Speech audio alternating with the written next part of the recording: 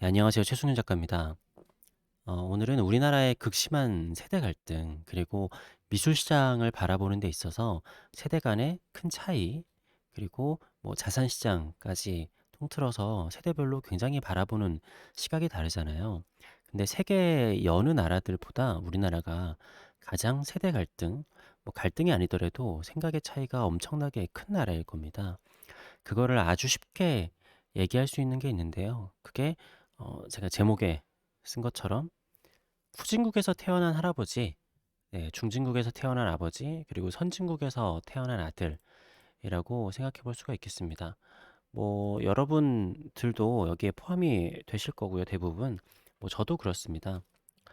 어떻게 보면은 그러니까 뭐 예를 들어 저희 아버지 세대를 보면은 50년대에서 60년대에 태어난 사람들이 있다. 뭐 사실은 어떻게 보면은 70년대까지라고 하더라도 우리나라는 사실 후진국이 맞습니다. 네. 뭐 GDP 같은 자료들을 뭐 굳이 보지 않는다고 하더라도 우리가 가끔씩 해외 영상들을 보거나 여행을 가면은 아, 여기는 꼭 우리나라 6, 70년대 같다. 막 이런 얘기를 할 때가 있잖아요. 어, 6.25 전쟁이 끝난 후에 뭐 많은 미군들이 이 나라는 미래가 없다라고 생각을 했는데 뭐 나중에 한국에 와서 깜짝 놀라는 뭐 그런 장면들도 많이 보셨을 겁니다. 뭐 70년대 후반 뭐 중반 뭐 이런 때는 뭐 많은 분들이 좀 갑론을박이 있을 수도 있겠어요. 근데 후진국과 중진국을 가르는 기준도 좀 애매하기 때문에 일단은 그냥 후진국이라고 보면은 좋을 것 같습니다. 자, 그리고 이제 사실 80년대에서 90년대까지는 뭐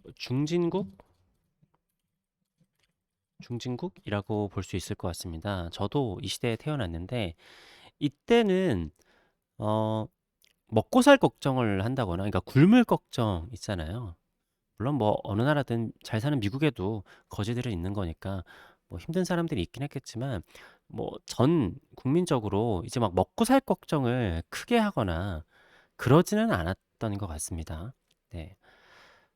아무튼 저도 이렇게 태어나고 자랐었을 때 음, 제가 초등학교 저학년 때 1, 2학년 때까지는 그 나무난로를 학교에서 뗐었어요. 그리고 학교도 국민학교였고 우리가 선진국이라는 생각을 해본 적이 없습니다. 네. 그러니까 항상 뭔가 사례를 얘기할 때 뭐 해외 선진국을 배워야 된다 이런 식으로 배웠기 때문에 이 당시에 사람들과 지금 사람들의 차이가 좀 크겠죠. 자, 그리고 2000년대, 아이고, 오늘따라 오타가 있네요. 2000년대 이후부터는 사실상 선진국이라고 보는 게 맞을 겁니다. 뭐 정확하게 보자면은 한 2010년대 정도부터는 선진국이라고 볼 수 있겠고, 뭐 선진국과 중진국, 후진국 이거를 가르는 게 되게 좀 여러 가지가 있죠. 어떻게 보면은 한 3, 4년 전쯤부터 선진국이라고 보시는 분도 계실 텐데 우리나라 사람들이 또 빠르잖아요. 뭐 문화를 습득을 하거나 아니면은 여러 가지 영화나 TV를 보고 배우고 뭐 패션 같은 경우에도 뭐 어떻게 보면 선진국보다 2000년대 이후로는 뭐 유럽이나 뭐 미국 사람들보다 옷도 더 잘 입고 해외여행도 엄청나게 많이 갔죠. 거의 2000년대 이후로부터는 동남아 쪽은 거의 한국 여행객들이 장악하고 세계 유명 여행지에 한국인들이 장악했다고도 볼 수 있을 만큼 사실상 뭐 2000년대부터는 선진국이라고 볼 수 있을 것 같습니다. 뭐 이걸 나누는 기준 자체가 뭐 꼭 중요한 건 아니니까 네, 그건 그냥 넘어가 주시고요. 자, 그러면은 그러니까 이렇게 생각을 하시면 되는 겁니다. 후진국 뭐 솔직히 얘기해서 이제 동남아 사람들의 차이와 음, 중진국이라면 어느 정도일까요? 뭐 터키 뭐 이런 데 정도일까요? 이집트? 좀 애매하네요. 뭐 동유럽 국가들 이럴 수 있겠죠. 뭐 중국도 좀 그렇긴 합니다. 중국은 세대별 차이도 있긴 하겠지만 지역별 차이가 엄청나게 크더라고요. 그러니까 같은 나라에 후진국과 선진국, 중진국이 다 몰려 있는 나라였던 것 같습니다. 제가 봤었을 때. 그러니까 제가 상하이에 갔었을 때 상하이에 가장 많은 관광객들이 중국 관광객들이에요. 그러니까 상하이는 확실하게 선진국이라도 해도 될 만큼 굉장히 잘 사는 도시거든요. 그래서 거기에 행색도 달라요. 상하이 사람들과 그냥 다른 중국 사람들하고 행색도 다르고 좀 그렇습니다. 막 이 사람들은 깔끔한데 이 사람들은 완전 꾀재재하고, 그래서 이제 다른 중국에서 네, 구경 온 관광객들이 많을 만큼 중국은 지역적 차이가 클 거예요. 우리나라도 지역적 차이가 크긴 했는데 사실상 뭐 지금도 차이가 있기는 하지만 인프라나 여러 가지는 어떻게 보면 우리나라는 큰 차이가 있다고 보긴 어려울 수 있습니다. 그러니까 우리나라에 온 외국인들한테 물어보면은 사실 우리나라 어느 도시를 가더라도 비슷하다는 얘기를 좀 많이 해요. 물론 서울이 이제 복잡하고 그러기는 하지만 뭐 대부분의 인프라, 그 뭐 프랜차이즈라든가 아니면은 뭐 편의점이라든가 여러 가지들이 그냥 다 어딜 가든 비슷하게 누릴 수 있고 인터넷도 다 빠르고 하기 때문에 뭐 그렇죠. 아무튼 50년대, 70년대에 태어나신 분들의 생각을 제가 뭐 감히 얘기하기는 힘들겠지만 일단은 먹고 사는 게 최선의 과제. 그러니까 이때 뭐 많은 분들이 그렇잖아요.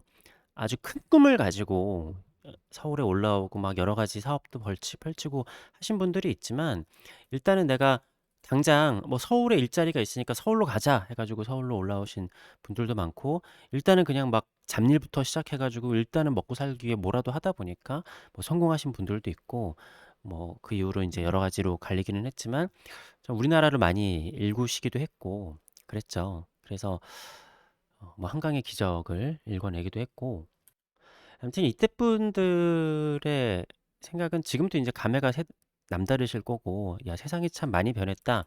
우리가 이렇게 한국을 키워냈다라는 뭐 자부심도 대단하시죠. 근데 아무튼 이때 분들에게 솔직히 그래서 미술, 예술은 아예 뭔가 남의 나라 얘기 정도가 아니라 그냥 저 세상 얘기 정도라고도 볼 수 있을 정도로 미술? 야, 너 미쳤냐? 너 뭐, 너 내일 지금 뭐, 쌀밥 먹기도 지금 힘들어 죽겠는데 무슨 미술이야. 이 당시에, 그러니까 일제시대부터 활동하셨던 작가분들을 보면은 다 이렇게 연령을 따져보면은 부자분들이 많으세요. 네.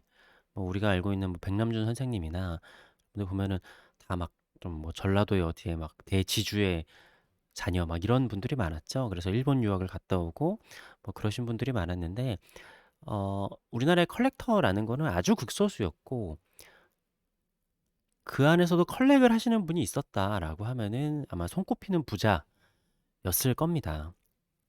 사실 그분들만 어떻게 보면 선진국에 살았다고도 볼 수 있겠죠. 자, 8, 90년대 여기 태어난 사람들이 저일 텐데 이때는 저는 경쟁의 시대라고 생각을 해요. 그러니까 이미 뭐 서울에서 자리를 잡은 사람들도 있고 그러니까 이때는 이제 다 대학을 갔잖아요. 학구열 그리고 공부 이런 것들을 최고의 가치로 내세웠었던 것 같습니다. 공부해야 된다. 무조건 공부. 뭐 그림을 그려도 공부.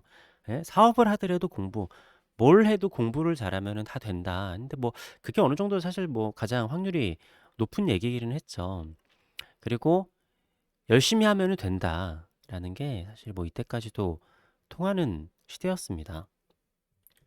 뭐 여러 가지 우리나라 역사를 얘기하려면은 그거 자체가 되게 길기는 하니까 그래도 그나마 좀 요약을 하자면은 경쟁의 시대였던 것 같아요. 그러니까 누구보다 이때는 뭐 이렇게 학급에서도 공부를 하고 시험 성적이 나오면 쫙 줄 세우는 그런 게 있었고 뭐 지금도 있기는 하겠지만 어떤 공부를 해야 된다. 대기업에 가야 된다.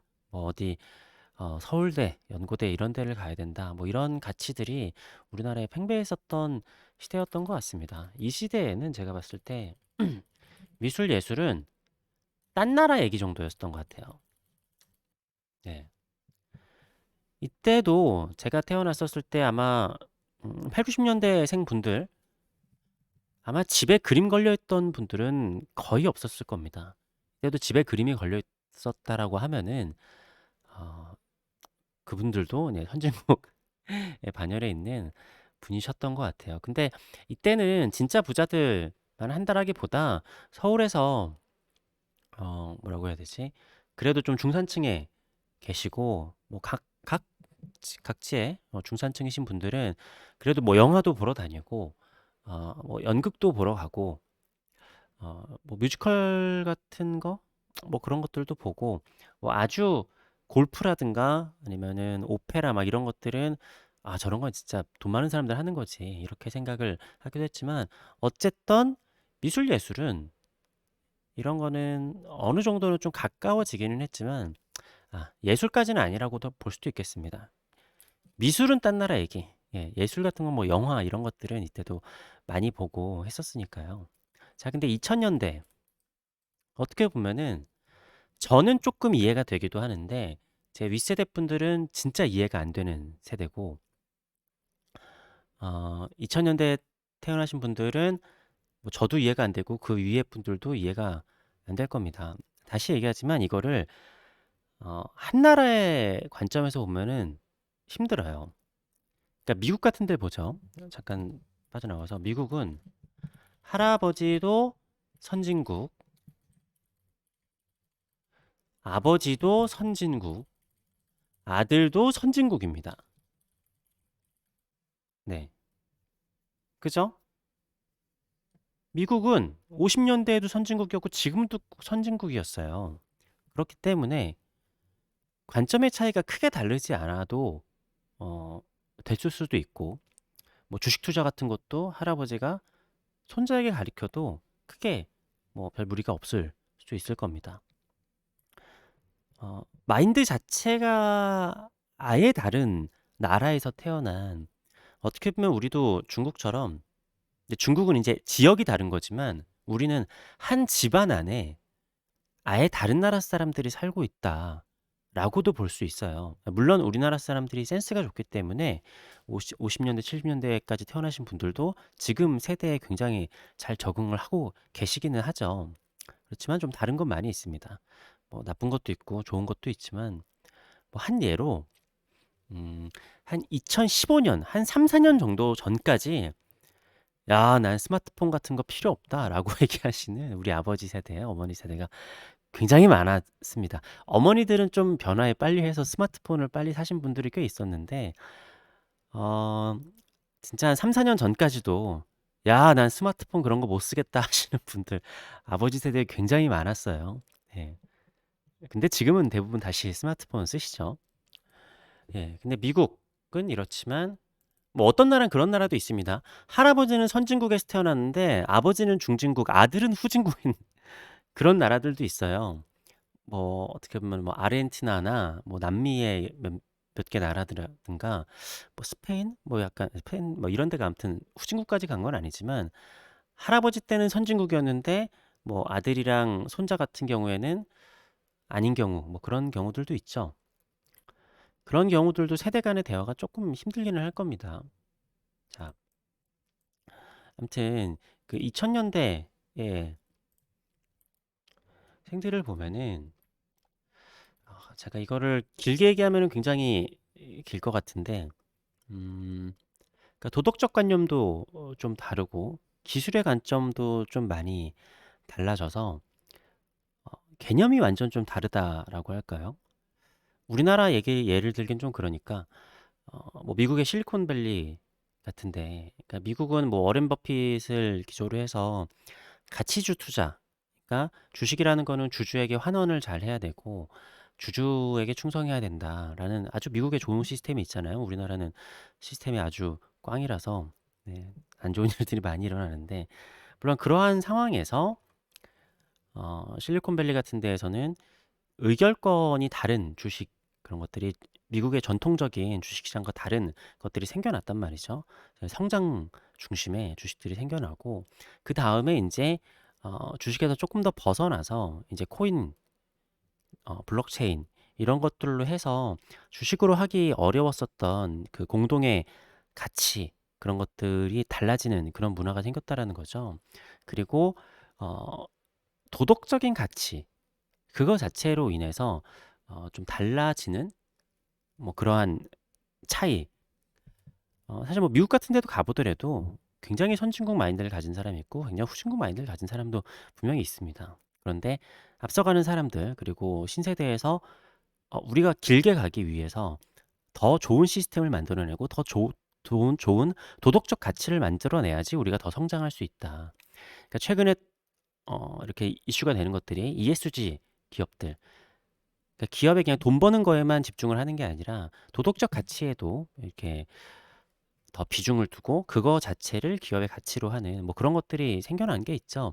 이러한 것들이 사실은 예전에 태어난 사람들에게는 굉장히 좀 어려운 거라는 거죠. 그리고 코인이라는 것, 물론 그거를 몰라도 되는 거지만 어, 어려운 거죠. 어렵고 굳이 저런 게 필요한가, 이런 것들도 있는 거고요.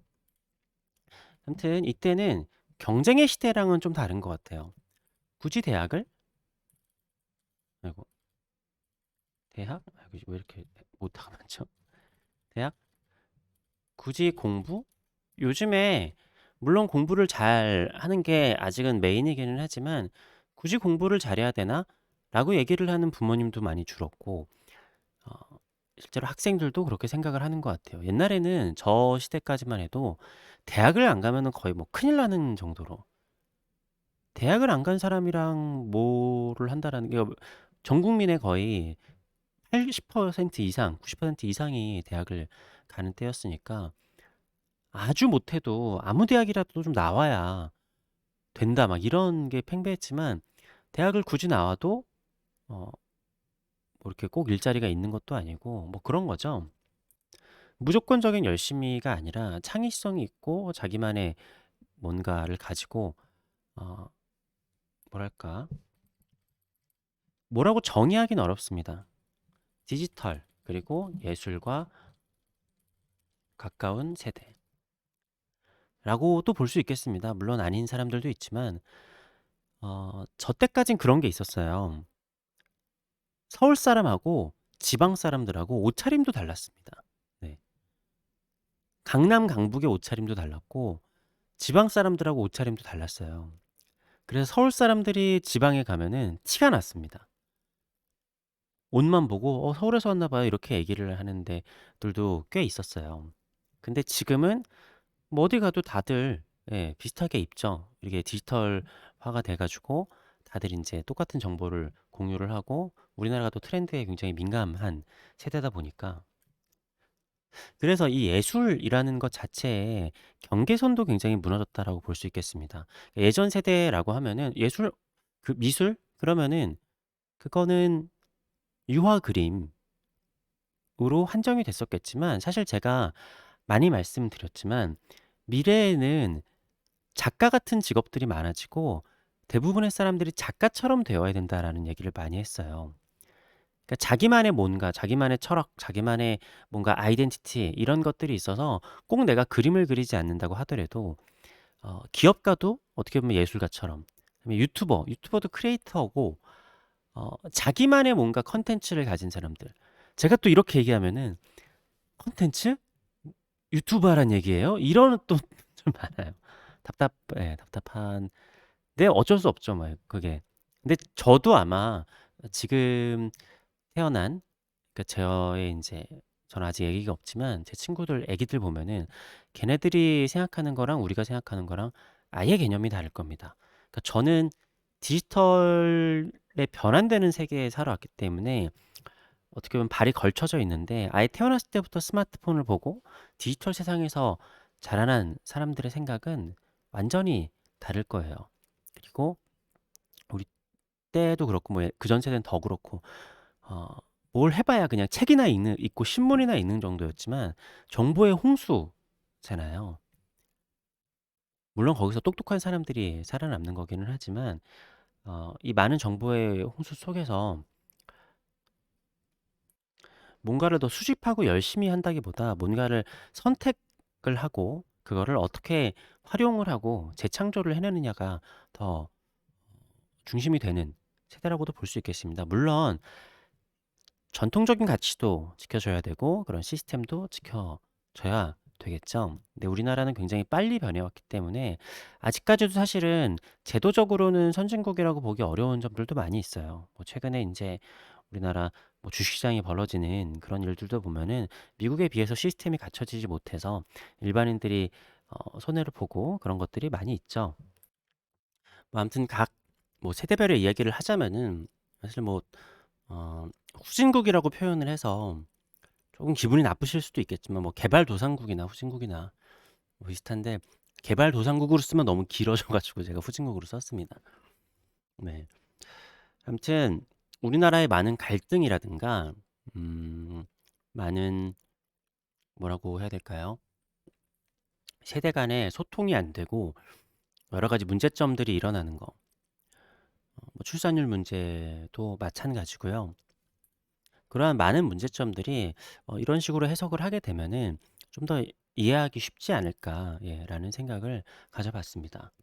이게 참 대단한 게 그렇게 어려운 시절에 태어났지만 사실 우리나라의 이제 저희 아버지 세대 분들이 굉장히 적응을 잘 하세요. 그래서 되게 이렇게 패션 센스가 좋으신 분들도 많이 있고 그렇게 또 우리나라가 꽉 막힌, 예, 윗세대 분들이 많지도 않습니다. 그냥 이해해 보자는 관점에서, 예, 얘기를 한 거니까 오해는 없으시길 바라겠습니다. 네, 긴 영상 봐주셔서 감사합니다.